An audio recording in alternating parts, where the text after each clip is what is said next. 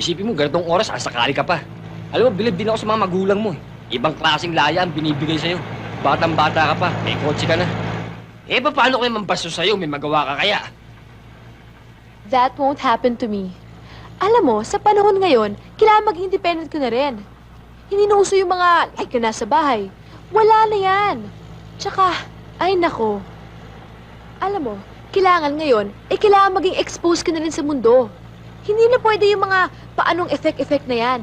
Tsaka, gone are the days na lagi ka na lang nasa bahay, yung mga babae nasa bahay. Tsaka, unfair yun para sa amin na kayo mga lalaki, walang ginawa kundi gabi-gabi nasa labas ng bahay. Samantalang kami, lagi na lang nakapadlock sa bahay? No way! Kayo talaga mayayaman, ibang klase talaga mga prinsipyo nyo. Hindi pwede sa akin yan. Basta ako gusto ko. Dalagang Pilipina. Hindi pwede sa akin mga gan-gan na yung pamamaya, mga gan-down pa ako dyan eh. Ganun ba si Bing?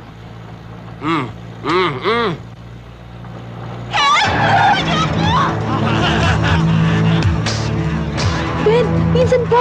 Piso mo yun? Oh, si Caroline! Sige, akong bahala. Walang problema.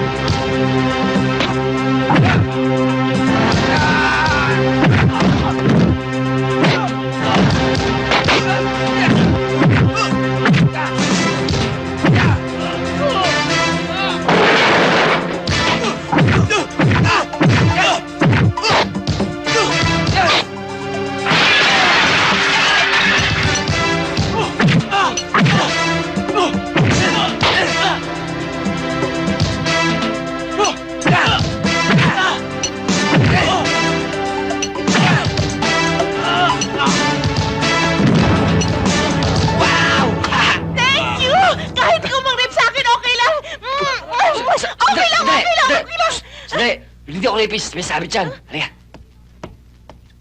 Ben, parating na yung mga polis. Yan ang sinasabi ko kanina eh. Na kayo, hindi nyo kaya pagtanggol ang mga sarili nyo. Alam mo, kung walang mga tingnan mo nga yung ng patient mo. Eh, hindi mo malaman kung hindi kinapos o umurong ang tele. Nasaan pa yung mga magulang nyo kasi? Nasa... Alam ko na.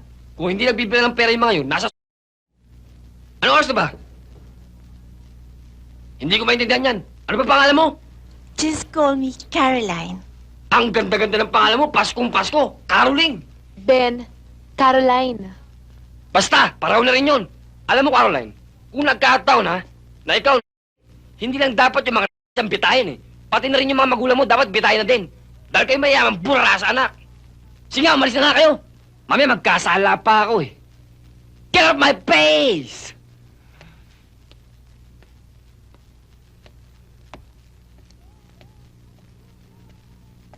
Ben, I'll see you again.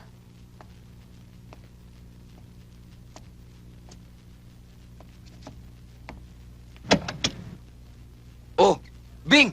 Anong ginagawa mo rito? Bravo! Napakagaling na abogado ng mga victims. Kumusta na ang boyfriend ng bayan? Alam mo, pinanganak ang yatang kalwete. Two-timer, three-timer, four-timer! Naintindihan mo ba sinasabi ko? Wala kang loyalty, wala kang sensibilidad. Gusto ko na yatang maniwala sa lahat ng mga nasasagap kong chismis na isa ka daw binatang ama. Kahit yata poste ng kuryente, susutan ng bisida, papatusin mo! Alam mong pinata ako ha? At anong naririnig ko? Pati yata anak ng presidente ng University ng Baguio, binabola mo daw! Hindi totoo yan! Anong hindi totoo? Ang hirap kasi sa'yo. Hindi mo kasi iniisip kung ano ang nararamdaman ng mga taong nagmamahal sa'yo! Tandaan mo to, ha? Tandaan mo to, ha?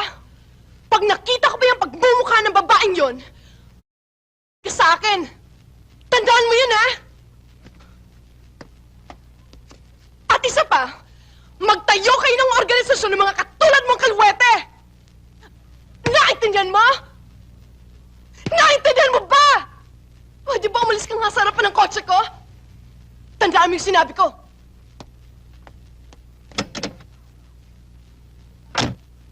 Ano ba? Kapag hindi ka umalis, sasagasaan kita! Opo.